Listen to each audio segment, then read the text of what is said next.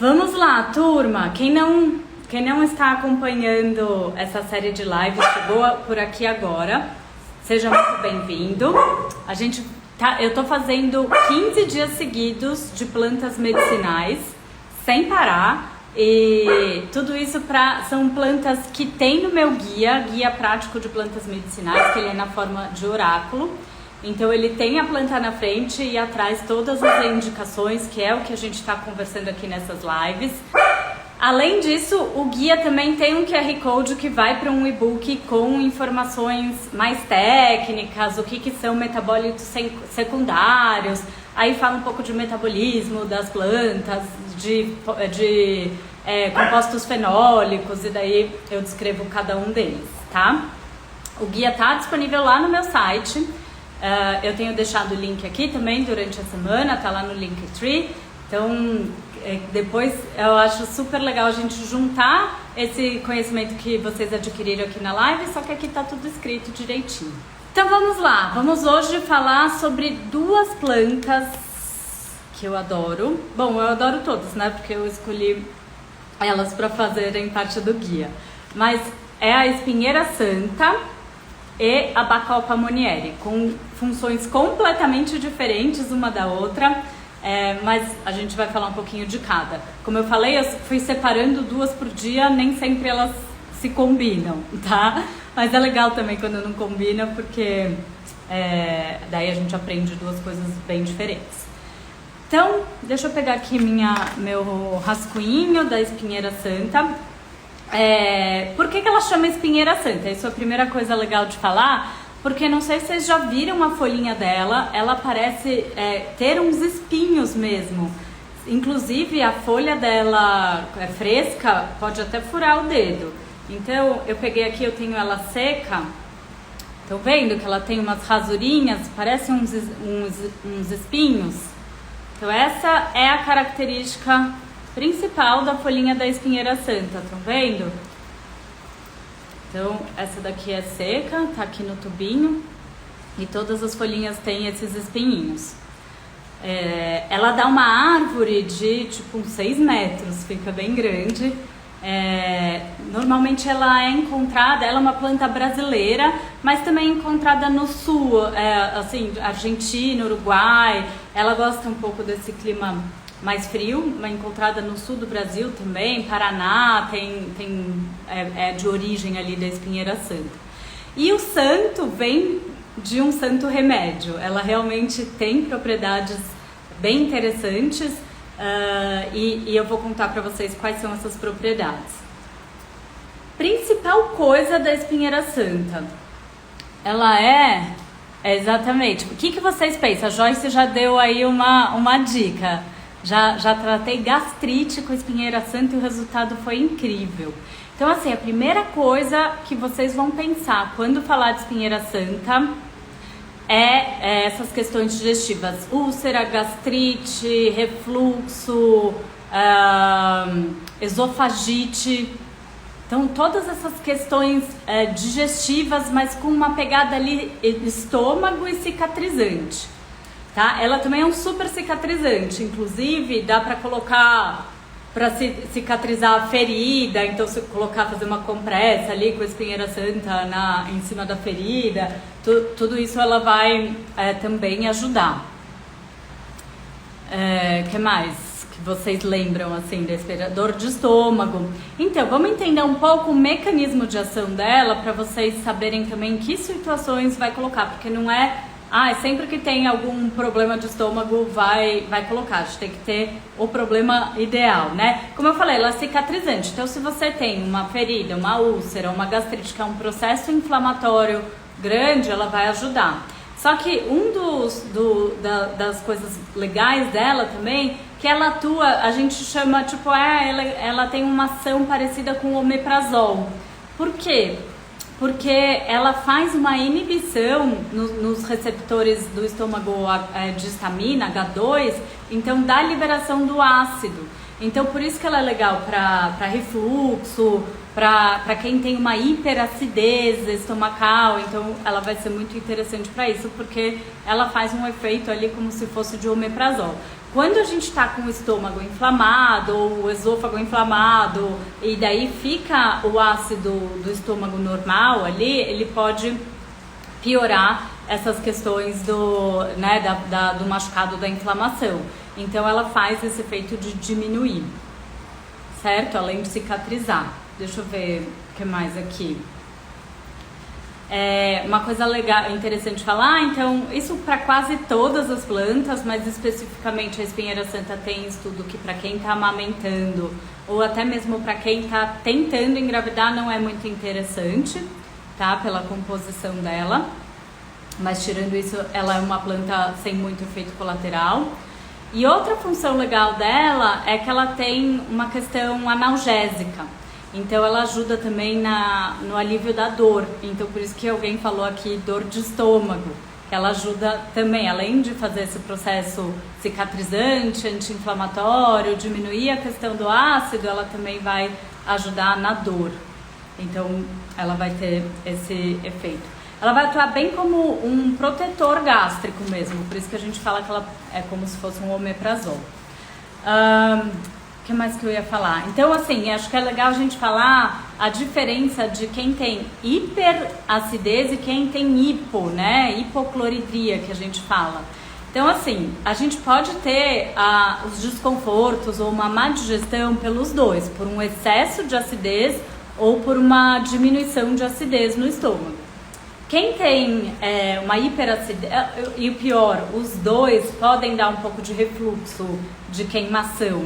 Não necessariamente quem tem a queimação vai ter uma hiperacidez, porque às vezes pode voltar um pouco do conteúdo do biliar ali para o seu esôfago e isso impactar numa queimação sem ser por excesso de ácido, tá? Então, para quem tem uma falta de acidez, daí a gente precisa dar a espinheira santa não muito a longo prazo para ela não atrapalhar isso. Mas ela vai ajudar a cicatrizar, até porque esse refluxo que eu falei, que vem dos ácidos biliares, que também queima, eles detonam ali a parede do esôfago. Então ela iria ajudar nessa função cicatrizante. Por que ela é cicatrizante? Toda vez que a gente pensa numa função da planta, é muito interessante que vocês olhem os compostos ativos dela. Porque daí, toda vez, a gente tem muitas plantas que têm funções parecidas, mas se vocês baterem o olho ali nos principais compostos ativos, vocês vão começar a ter uma ideia do que ela pode fazer.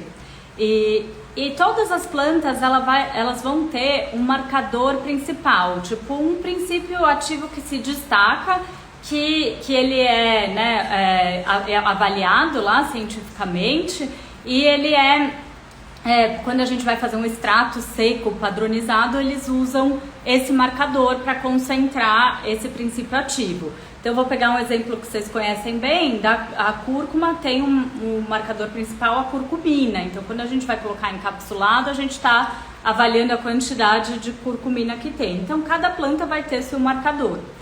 E isso diz muito sobre o efeito que a gente está falando da planta. A planta pode ter mais do que um marcador? Pode. E daí ela pode, até quando a gente pega um extrato mais concentrado em um ou mais concentrado em outro, ela pode ter efeitos diferentes, inclusive.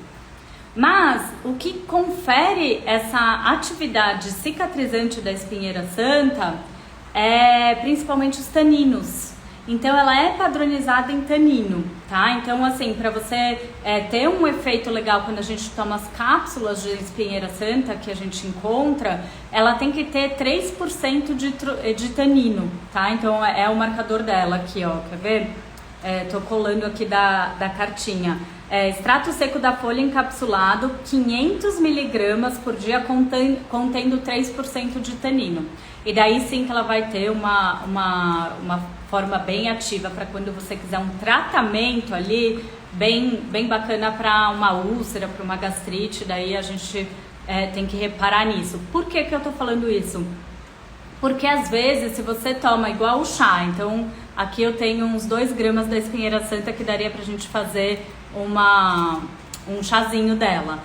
Se eu tomo só uma xícara no dia para um tratamento, ele não vai ser muito eficaz, tá? Então, o que eles recomendam para tratamento, para tomar 3 xícaras de chá por dia, porque esse tanino, ele também não, ele precisa estar numa quantidade legal pra gente ter esse efeito cicatrizante. A Elizabeth falando que queria o guia, mas é de Portugal, como fazer? Vou pensar, Elizabeth, porque o frete, vamos ver, eu vou ver quanto, depois me chama no direct que a gente dá um jeito, tudo tem um jeito. Então, assim, pra gente usar, e outra coisa legal, eu acabo usando a espinheira santa quando a pessoa, tipo, não vou ficar tomando um chá de espinheira santa porque é gostosinho antes de dormir, sabe? Então a gente vai usar nesses momentos de desconforto gastrointestinal, então mais como um tratamento mesmo, tá? E daí ou a gente vai fazer o chazinho, vocês aprenderam a fazer chá comigo nessa altura do campeonato, né? Qual a quantidade que vocês colocariam para uma xícara? Escreve aqui.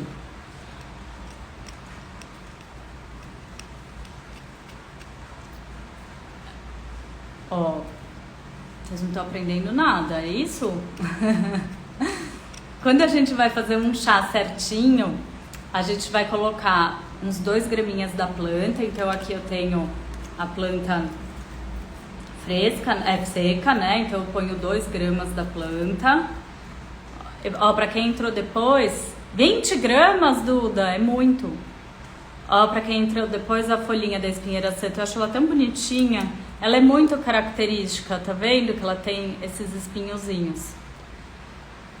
1 colher de chá para 200 ml ou 2 gramas para 200 ml, né? Porque, tipo, essa folha... Ai, tá caindo tudo no Fred, as folhas. Essa folha aqui, ela é difícil pôr em colher, né? Porque ela é grandinha. Então a gente... Mas, Duda, mas é só tirar um 0 que tá tudo certo. Aí vocês vão tomar ela 3 vezes por dia. E a gente pode fazer a tintura também. Só que assim, pra quem tá com processo de... Ah, muito bem! Nutrem Pauta colocou aqui certinho. Pra quem tá com processo de gastrite, de úlcera, às vezes até o álcool da tintura incomoda, mesmo que seja diluído na água, enfim. Então, eu não costumo usar tanto a tintura de espinheira santa por conta disso. Eu tenho umas pacientes que reclamam muito. Querem saber vocês já aprenderam uma planta que ela também tem mucilagem? A espinheira santa tem mucilagem também, que daí faz essa coisa cicatrizante. Vocês já aprenderam uma que combinaria super bem pra gente associar para um paciente com gastrite, com refluxo, com dor de estômago? Qual é? Vamos ver se alguém lembra aqui. Que a gente pode fazer um tratamento bem legal com a espinheira santa e mais uma que vocês aprenderam nesses últimos dias aqui. Alguém arrisca? Tem várias, né? Mas eu tô pensando em uma específico para essa questão de melhora do muco protetor ali. Inclusive, alecrim, ele é digestível, mas eu tinha pensado, turma, como cicatrizante, muco protetor no licorice, o alcaçuz. O alcaçuz com a espinheira santa para cicatrização de estômago não tem erro. A babosa é um outro assunto, eu acho que para uma outra live, porque ela é meio polêmica. O Ramon falou da guaçatonga. A guaçatonga é super anti-inflamatória, então faria todo sentido também, porque a gente põe uma para cicatrizar, para melhorar essa produção, né, de muco.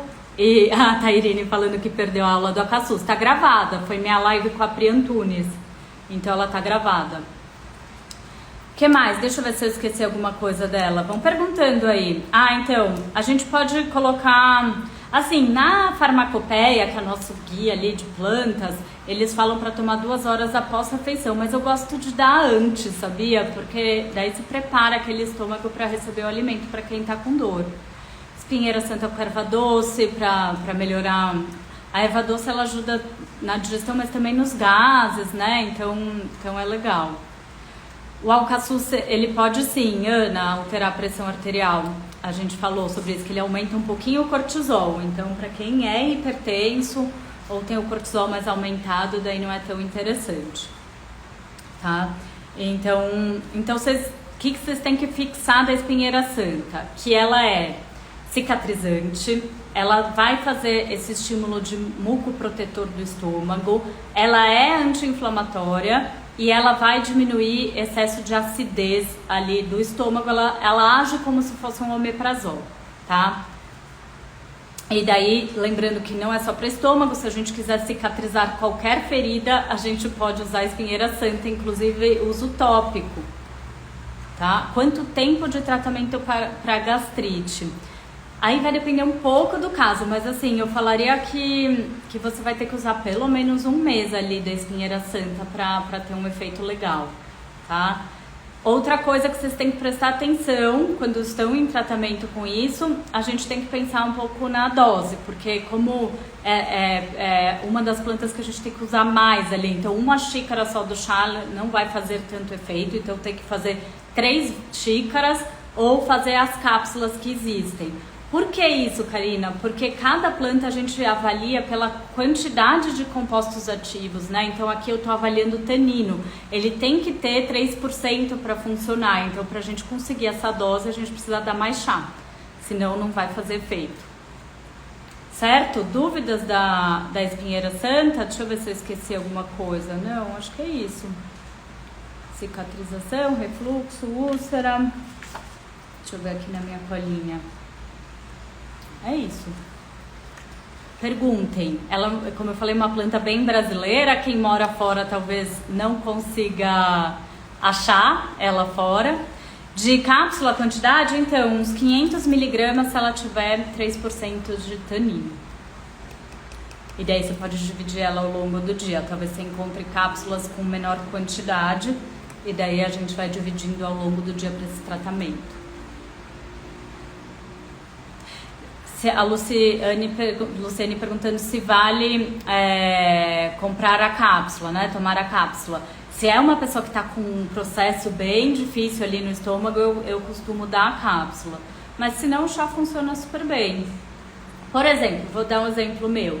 Eu tenho azia por hiperacidez. Eu tenho essa questão de hiperacidez. E quando me dá uma desregulada, eu começo a sentir. Daí eu tomo uma xícara ou 2 ali do chazinho, porque são efeitos pontuais. Provavelmente eu comi alguma coisa, eu bebi um pouco mais de vinho, daí vai me dar e ela já ajuda. Efeito colateral, então, a única coisa que eu achei de efeito colateral dela é para quem está tentando engravidar, ela pode dar uma atrapalhada. Foi o único efeito colateral que está descrito dela. De resto, ela é uma planta bem segura. E daí, obviamente, para gestante, lactante, quase que nenhuma planta a gente tem estudo. Então, também não daria. Eu li uns trabalhos que ela pode diminuir leite.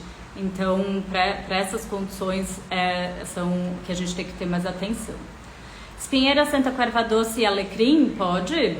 Sem problema nenhum. A gente pode colocar.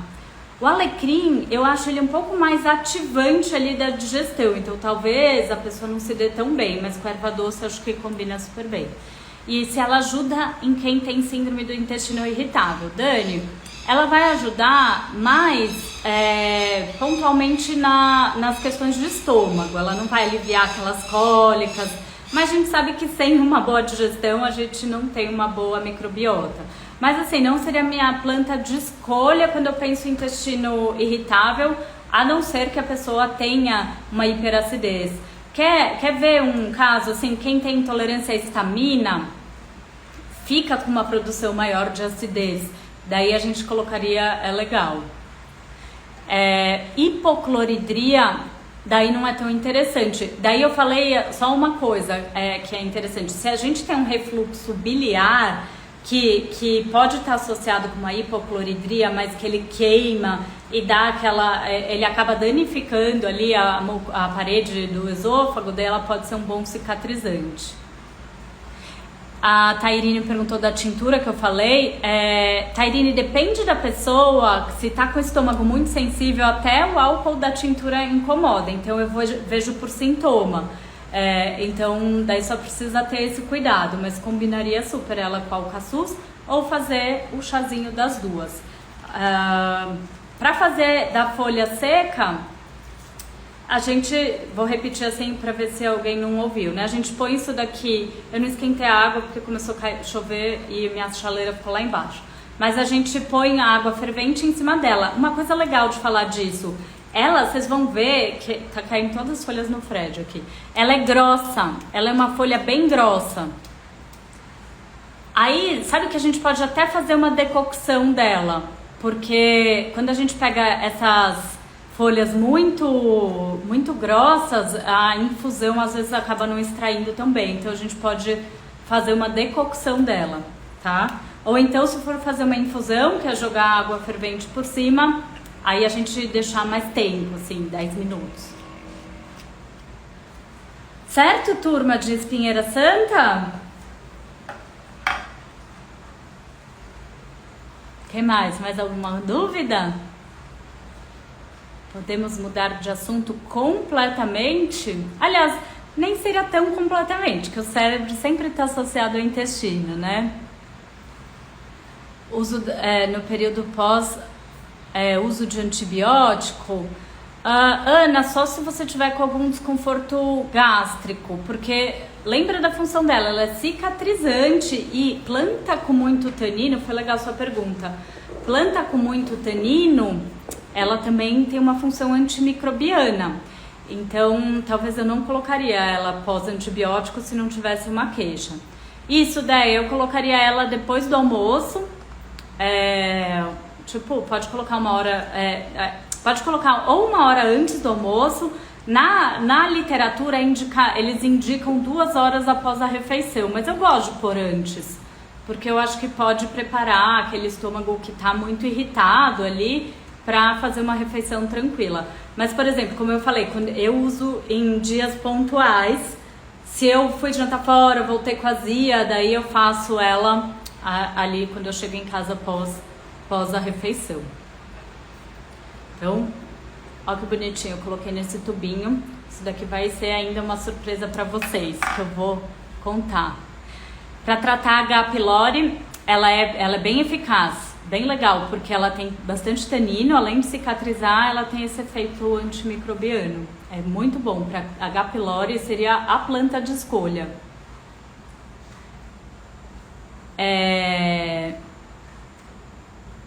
Não, como que é? Taniamari. Não, a fresca você sempre põe um pouco mais, uns 5 gramas da fresca e 2 gramas da seca.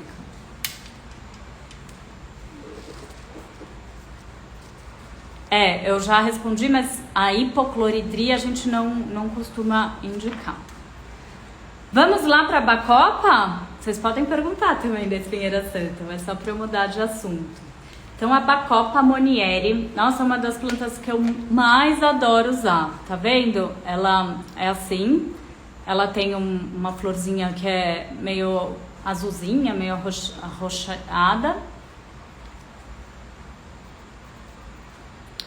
Karina, eu ouvi dizer que não pode tomar suplementos como colágeno junto com o chá. Todos os chás, até por ter tanino e outras substâncias, eles podem atrapalhar um pouco a absorção de nutrientes, de minerais, de aminoácido, né, alguns, mas não é muito interessante a gente juntar ali. Mas assim, também não... Eu acho que eu ficaria mais preocupada com minerais, tá? Porque ela pode atrapalhar. Aí eu queria que vocês sentissem o cheiro, não é bom. Até essa bacopa aqui acho que já tá meio... Tá vendo? Ela é bem verdinha, essa daqui é uma bacopa em pó. Tô conseguindo ver? Bem verdinha. Amarga pra caramba. Tanto que eu comprei esse suplemento, que é uma bacopa super boa em pó. Só que eu não consigo tomar, porque esse daqui é muito ruim. Então... Joyce, vem conhecer, que você vai adorar a bacopa.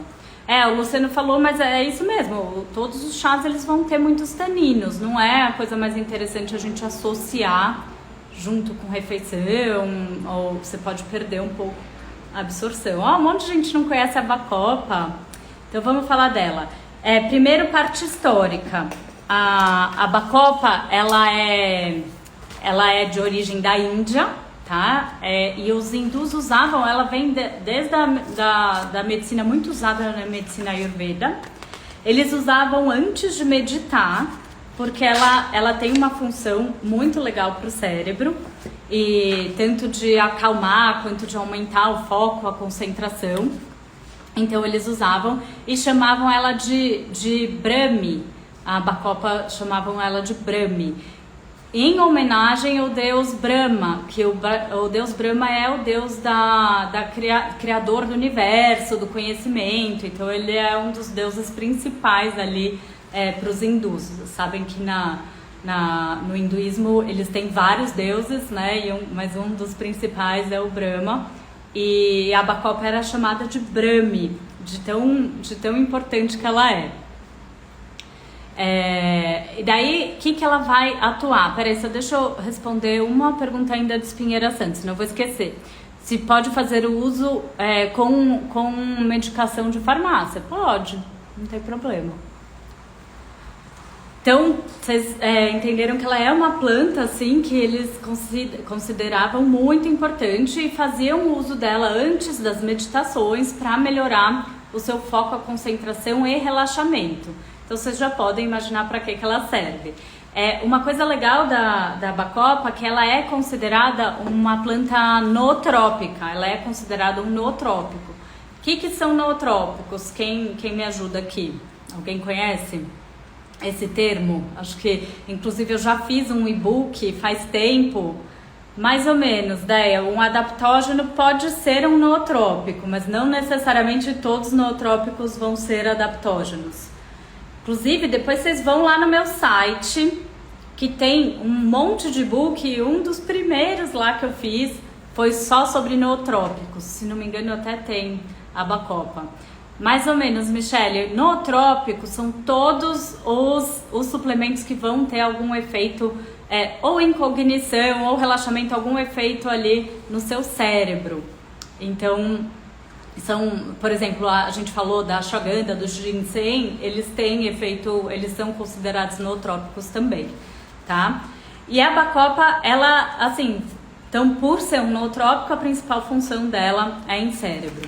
O que a gente pode entender assim dela? Ela vai aumentar cognição, tem vários trabalhos, inclusive antes de entrar aqui na live, eu baixei, fiz uma revisão rapidinha ali da literatura, várias meta-análises mostrando que ela melhora a cognição, inclusive ela ajuda, assim, é boa para Parkinson, Alzheimer, para doenças neurodegenerativas, porque ela tem um mecanismo interessante ali para o cérebro. Ela aumenta fluxo sanguíneo cerebral, então também ajuda isso na parte da cognição. Aumenta a neurogênese, então criação de novos neurônios. Ela melhora a sinalização entre neurônios. E aí ela tem uma atividade muito legal, que ela inibe a acetilcolinesterase, que é uma enzima que degrada a acetilcolina. A acetilcolina é uma das enzimas que fixa a nossa memória, o conhecimento, então ela também aumenta ali essa parte da memória e conhecimento. Sabe quando você está lendo um livro e daí você... Nossa, não lembro o que eu li, daí você tem que ler de novo, então ela ajuda nesse tipo de coisa. Bem legal, assim, para brain fog e tal. Ela tem um outro mecanismo de ação, que quando a gente está em estresse, nosso cérebro aumenta algumas proteínas que chama HSP70 e ela faz a diminuição dessa proteína, então promove um pouco de relaxamento, de proteção ali do cérebro, tá? E também tem um efeito antioxidante cerebral muito interessante. O que mais? Peraí, que mais? Peraí que eu já misturei todos os meus papéis aqui. Deixa eu ver se eu esqueci de alguma coisa. As principais funções dela são essas. Ela é maravilhosa. Eu sou suspeita, eu uso bastante, faço as pausas ali necessárias, mas eu sempre mando manipular a Bacopa, porque ela vai ajudar muito nessa questão. Então, declínio cognitivo, melhora da atenção, memória, melhora de concentração e aprendizado, atividade antioxidante, anti-inflamatória cerebral. Então, para doença neurodegenerativa, tem que colocar a bacopa. Diminui receptores beta-adrenérgicos, né, ali de estresse, então a gente pode até considerar, ali alguém falou da ação adaptógena, a gente pode considerar que ela também faz um mecanismo ali. E ela deixa um estado de relaxamento não muito sedativo, tá? É só um estado ali de relaxamento. Tem os efeitos adversos. Assim, ela não tem muita descrição de efeito adverso, tirando o sabor, que é horrível, então vai ser uma planta que a gente vai acabar usando encapsulada. Tanto que eu estou com essa aqui em pó que eu não consigo tomar, porque ela é muito amarga. Isso é coisa pra rica, que ela gosta de coisa amarga, mas eu não consigo. Eu até precisava mandar numa farmácia de manipulação encapsular pra mim. Então vamos lá para primeiro entender quais são, todas as vezes que vocês querem enfiar algum negócio dentro da cápsula, vocês têm que entender qual que é o principal marcador da bacopa. Lembra que eu falei isso da espinheira santa? Comprou um chá de bacopa com tusse? Que legal, Duda, mas aqui no Brasil, eu quero esse chá é ótimo. E era bom ou era amargo? O tusse é bom que ele dá uma disfarçada boa no sabor das plantas amargas, né? Então vamos lá, elas têm saponinas e o marcador da bacopa são os bacosídeos A e B, tá? Então toda vez que a gente pega aqui, então eu peguei esse suplemento para mostrar para vocês. Não sei se vocês vão enxergar, mas ele tá aqui. Extrato de bacopa monieri. Bacosídeos 24%. Então isso que vocês têm que saber. Então, não sei, não vai dar para enxergar, né? Mas enfim, eu li para vocês, depois tiro foto. Então vocês têm que sempre avaliar quanto por cento tem de bacosídeo, porque senão a planta não vai fazer um efeito legal. Então ela tem que ter entre 20 a 50% de bacosídeos, tá? Nunca vi. Ela não é, como eu falei, uma planta indiana, não é fácil da gente, porque a maioria das plantas que eu pus no guia são plantas que você vai fazer uma horta e tem em casa. Mas eu coloquei algumas que eu gosto muito, que não são tão acessíveis assim, da gente cultivar e tal, mas que tem um efeito legal, então eu achei interessante trazer pra vocês. Tá? Alguém tá falando que no iHerb tem o chazinho, eu vou comprar pra experimentar, fiquei curiosa. Aí, então, a gente tem que olhar os bacosídeos. A gente pode fazer em farmácia de manipulação. Então, se um extrato vai ter 50% de bacosídeos, a gente pode colocar 200 miligramas. Aí vai variar de 200 a 500, tá? É o que os trabalhos falam. E vai variar de 30 a 50% do marcador, tá? Uso seria pontual por algum tempo. Muito bom, Ana. Antes de entrar na live, eu vi um estudo falando que, tipo, não fazia efeito se tomar um dia. Começava a ter um efeito que as pessoas começavam a sentir uma diferença, também é rápido, mas de 4 a 5 dias de uso. Então não vai adiantar, tipo, a gente... tem uma aula, preciso ir inteligente, vou tomar a bacopa, daí ela não vai fazer tanto efeito assim. Não é, tipo, igual os digestivos, que a gente toma e já sente uma melhora. Né? Então, para essa função, a gente tem que fazer mais contínuo. Daí, todo fitoterápico que a gente quer fazer um uso e pausa, a gente pode usar por uns 3 meses e daí pausa pelo menos 1 mês, tá? E daí a gente faz essa pequena pausa e usa algum outro que tenha função parecida. A gente tem tanta planta nesse mundo que a gente tem plantas com funções parecidas que a gente pode alternar. Senão ela acaba também até perdendo um pouco a eficácia. Se ela tem efeito na serotonina ou na dopamina. Ione, o efeito maior dela é na acetilcolina, que é a nossa de fixação de memória. Então ela não estimula a dopamina. Eu vi um trabalho falando de um leve efeito na serotonina, mas, por exemplo, não seria a minha planta de escolha para depressão, por exemplo, se eu quiser aumentar a serotonina pontual, mas ela tem um pouco. Tá? Mas o negócio dela é a acetilcolina, é memória, é foco, concentração, melhora de atenção, tem um monte de meta-análise falando dessa questão de as pessoas que tomaram depois de 4, 5 dias ali a bacopa conseguem falar melhor. Eu sempre tomo antes de aula Então faço uma misturinha de nootrópicos antes de aula, ou por exemplo, quando começa a turma de mastermind ou algum período que eu tenha que estudar mais, daí eu faço todo dia. Então assim que eu vou fazendo. Para déficit de atenção ela é muito interessante. Que mais? Mas aqui eu coloquei na cartinha o chá também, só que eu imagino que ele seja ruim, então eu fiquei curiosa para provar isso. Para ansiedade, Luciane, ela ajuda um pouco, mas assim, por exemplo, já se é muita, se você quer só o foco da ansiedade, eu colocaria já o ashwagandha. Tá? Então, eu coloquei aqui na cartinha forma de tintura, também pode colocar. Eu só usei o extrato seco ou no chá, mas ela vai ter um saborzinho mais amargo. Certo, turma? Duas plantas incríveis, bem diferentes hoje, mas depois vocês pesquisem um pouco mais da bacopa, reparem, eu acho que no iHerb a gente consegue, eu vou comprar esse chazinho, eu nunca tomei. Dão uma olhada, para quem é profissional, então repara como prescrever, com marcador, para quem não é profissional, vê com quem vocês passam para prescrever. Saponinas na bacopa. É boa para rodizar com fenugreco. Ione, eu não vi estudo dela, mas eu também, talvez eu não tenha procurado direito nesse sentido, de aumento da parte hormonal, tá? Porque os bacosídeos, eles são bem direcionados para essa questão cognitiva. Depois eu olho melhor. Mas foi ótimo o seu raciocínio. Toda planta que tem bastante saponina, normalmente ela tá associada com um efeito bacana hormonal. Diabético pode consumir sem problemas. Que mais?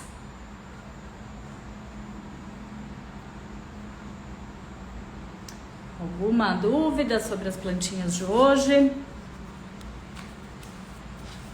Então hoje falamos sobre duas queridinhas minhas, espinheira santa. Alguém perguntou que planta que eu falei para H. pylori é espinheira santa, e depois a gente falou a bacopa para as questões de cognição. Idoso pode usar? Pode e deve, melhora bem essa parte de memória do idoso, que já a gente começa a perder um pouco, né, a neurogênese, a questão de neurônios, melhora bem. Tendanal, dopa... mucuna é outra planta, outra coisa, nada a ver. A mucuna aumenta a dopamina. Criança, não vi artigo em criança, eu preciso ver a dose, mas assim, talvez para uma criança com déficit de atenção a gente ajustar a dose pode ser interessante, mas eu precisava ver dose de segurança, tá? Não sei dizer isso agora. Sabe aquela situação de brain fog, da pessoa... Eu tenho muita gente que fala, nossa, eu pego um livro, leio várias vezes e daí não consigo entender. Então, várias situações assim, a bacopa é legal, para aquela situação que a gente fala do brain fog, então da memória, que não tá fixando, vai na aula, vê um monte de aula e volta, não sabe o que eu falei. Bacopa Monieri, chama essa. Então, acho que por hoje é isso, hein, turma? O que mais vocês querem saber dessas plantinhas? Foi tudo? Ó, quem tá aqui junto, dormindo. Ai, que bom que vocês estão gostando. Que bom. A Tana perguntando da espinheira santa para doença diverticular. Mais ou menos. Eu daria outra planta, tipo uma guaçatonga, alguma coisa mais com foco anti-inflamatório. Essa da falta de concentração, vocês prestem atenção, porque senão eu vou dar bacopa para todo mundo. É bacopa Monieri. Karina, você usa homeopatia das plantas ou só tintura e chá? Eu não sei prescrever homeopatia, mas daria super pra gente usar. Mas é uma outra formação. Já fui em algumas aulas assim, mas eu não tenho formação para homeopatia. Eles têm toda uma forma ali de diluir e tal. A bacopa pode ser uma vez só no dia. Daí tudo vai depender da dose. Certo, turma? Nos vemos amanhã, 7h30. Eu não lembro as plantas de amanhã de novo, mas é porque agora eu me perdi, que eu troquei vários dias, então eu tenho que olhar lá na minha tabela. Daqui a pouco eu ponho aqui pra vocês.